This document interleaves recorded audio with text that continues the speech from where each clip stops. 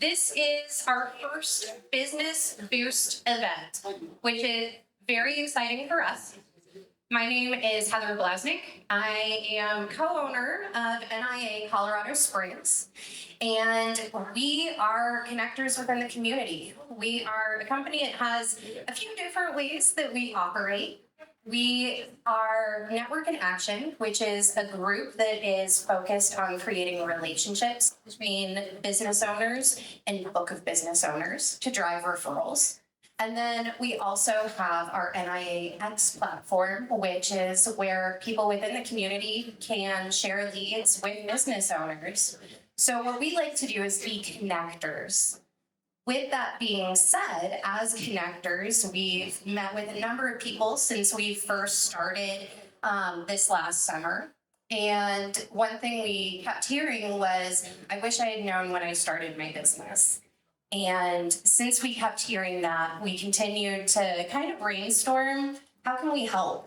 Because business is hard, business is lonely, and it's difficult because you're always right or you're always wrong, depending on how you look at it. You're always the smartest person in your business. And so with that, you sometimes don't know what questions to ask, and especially when there are different topics that are incredibly in-depth. So what we put together was an opportunity for some experts to be able to share some ideas, share their knowledge and quick applicable tips for people who are growing their business and people who are wanting to learn or potentially looking at launching a business. So as we're taking a look at the agenda for today, we're going to have 4 presenters share a little bit of their expertise. And then once we have completed those presentations, we're going to have a Q&A for everyone involved. So as you have questions, you can go ahead, hold on to those until the end. We'll have a full period of time for you to be able to take a look at asking those questions and getting some answers. With that being said, I would love to invite our first presenter up. We're going to have James Miles. Now, James is a digital marketing and business consultant who helps small to mid-sized businesses turn their online presence into predictable leads and booked revenue. He uses a blend of SEO, GEO, AEO, brand strategy, and content planning and implementation, paid ads, and social and AI-driven automation. It's a lot to say there. Now, James delivers measurable ROI that fits your budget and your goals. So please join me in welcoming James to share with us the differences between branding and marketing, and also going over all of those EOs I just mentioned. Good afternoon, everybody. Thank you for the wonderful introduction, Heather, and allowing us to speak here today. I am James Miles, presenting for Next Level Digital Marketing here today. Go that way. So today we're going to talk a little bit about some basic strategies. There's a lot of depth to everything in my world, and there's a lot of my world that is very specific to your general business. But we're going to go through some topics here, and I would love to have a conversation with anybody about these. And we can go as in-depth as you would like, but I'm going to start kind of very simply with the difference between branding and marketing, and then we'll work into kind of how SEO has evolved into what it is today, and it's really a 3-part strategy for your what we all used to collectively call SEO. So to get into branding and marketing, as I meet with clients, there's oftentimes confusion on what am I paying for and what am I getting with the difference between these two? And it's incredibly common for a client to say, well, yeah, I pay for marketing, when in fact what they really got was branding, and vice versa. So we're going to talk about the two of these. Branding, this is your identity, for lack of a better word. It's who you are. It should be, generally speaking, established at the beginning of your business. Sometimes your branding does change. But for the most part, this is the foundation that you're building your marketing upon. Marketing does not work without branding. Branding does not really work without marketing. Unfortunately, it's not always clear as to what you're getting when you buy one or the other or both of them. And it's also not always part of the strategy to connect these two. So these should always be connected. They quite simply do not work without the other one. But your branding investment, that's going to be your logo, your visual identity, your messaging, your taglines, your slogan, all of those types of things that kind of let people recognize who you are. Your marketing side is your execution. Once they found you, once they know who you are, how do we get them to convert into a client, customer, or even enter your pipeline so that you can continue to communicate with them and nurture them? So when you get into your marketing, this is what people often are paying for. Unfortunately, this hasn't been done very well yet. Brand alignment between your brand and your marketing is almost more important than the quality of the brand or the marketing. You really need a strong connection and strong messaging from your brand to your ads, to your messaging, to your content flows, also to the way you route your customers through your business, right? Your customers are routed through your business in a number of different ways. One of the things marketing does, we all have a website, right? Everybody has a website. It's a standard in business these days. Websites are not the highest converting assets for a business, and there's a good reason. Websites do not direct your customer where to go to convert to a client. They're oftentimes lacking calls to action. They're oftentimes not fully explaining what it is that you do or what it is that you provide for your client. It's not that you don't explain those things in your website. You can't control where your customer goes when they land on your website. Websites are a bit like mazes. Marketing takes your website and connects it so that you are guiding your customer through your product set towards your end goal, right? Whether that is to get them to sign up to book a meeting if you're a financial advisor or an attorney, whether that is to sell your widget at the end of your sales funnel. So one important aspect of marketing when you're paying for it, there should be something you're getting back. You don't always get something back in branding. You're going to get a logo, things like that. But when you get back, you should, when you're paying for marketing, you should be getting something. And what I mean by that is you should be getting a flow of customers. You should be getting multiple campaigns that are branded for you and aligned. Those are deliverables from a marketing agency. That's what you should be getting if you're paying for marketing. And it should be month over month or quarter over quarter, depending on your deal. Marketing evolves and changes. Your branding shouldn't.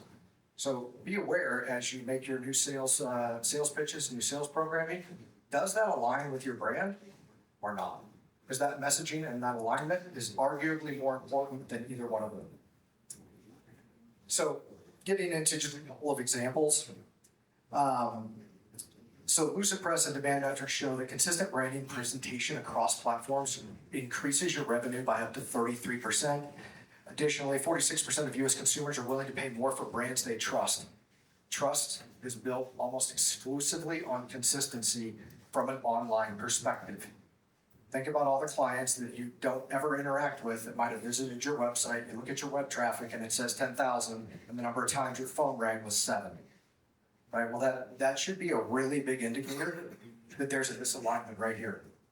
Your value proposition is not aligned with your brand. That's something to pay attention to because it means big results. And by the way, that's free. You can do it now tonight, not pay anybody. Moving on over, again, based on alignment. Again, it's based on alignment with your landing page, messaging, and your headlines. So same thing with connecting your brand messaging to your ad messaging. You're looking at somewhere between 35-40% increase. And some conversions, and this is where you get into sales funnels. We're not going to talk about that today, but sales funnels are what take your website from being a maze and guiding your clients through those. Moving into search optimization. We all know what SEO is, right? I don't think we need a poll for that. But by a show of hands, who has heard of GEO in this room?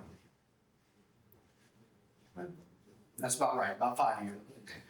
So GEO is the SEO of 2026.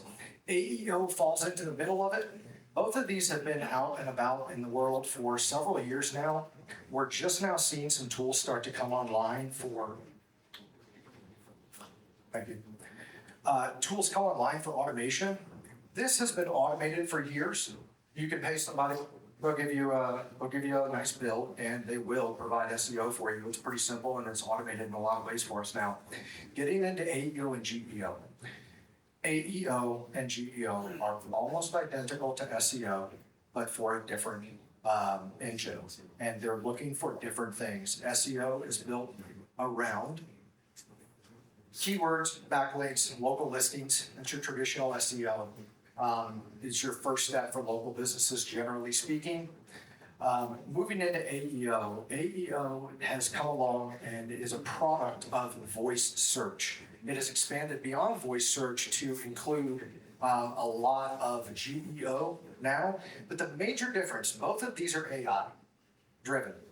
The major difference between them, very specific short answer, something that Alexa might answer for you, or Siri on your phone, or a quick one-line snippet. GEO is the in-depth authority building that you're looking for from an LLM. Both of these are engaged with LLMs in AI. This one, if you're doing this, you're very likely getting this. If you're doing this, you're unlikely to be getting this. So as a business owner, and the advice for you is if you have to pick based on your resources and budget, which we all have, optimize your content for GEO. And a quick tip, a lot of the content on your website right now is not necessarily dead or bad. It's just not formatted properly for the AI to read. In today's world, the AI, you have to write for AI so that it can be found so your human can read it. And that's really what you're doing with modern SEO.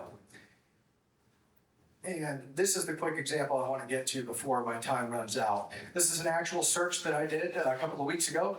My wife and I have a 2005 Nissan Xterra. This is a screenshot from that search. And you can see that 2 engine cooling fans is highlighted. The exact question that I asked up there is cut off. But the question is, how many fans does a Nissan Xterra have?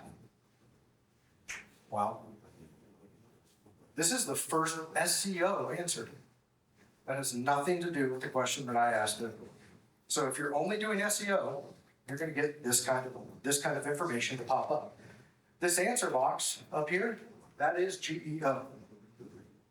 Almost 2/3 of searches never scroll below that box now. So if you're not optimizing for AEO and you're still down here, you're going to be this guy that's not answering the question. This answer that was cited from RepairPal and pulled to give me my direct answer in the GEO, that was number 20. That was bottom of second page. And that's the difference between AEO, GEO, and SEO. And time? 15 seconds. Perfect. So a couple of quick things that you guys can absolutely do. Your SEO quick wins, these are based around site technicals. A lot of your websites already have auditors on there. You can run a simple one. Most of them can be fixed quickly. FAQ markup. Markup is a format. JSON is a format. Those are ways to get those quick snippets instantly read by AI. And then finally, comprehensive evidence-based 1,500 word minimum articles. Highly recommend if you're going to go into GEO, break out a couple of key topics into 1-sentence answers, and then you're getting AEO with your GEO. Thanks, guys.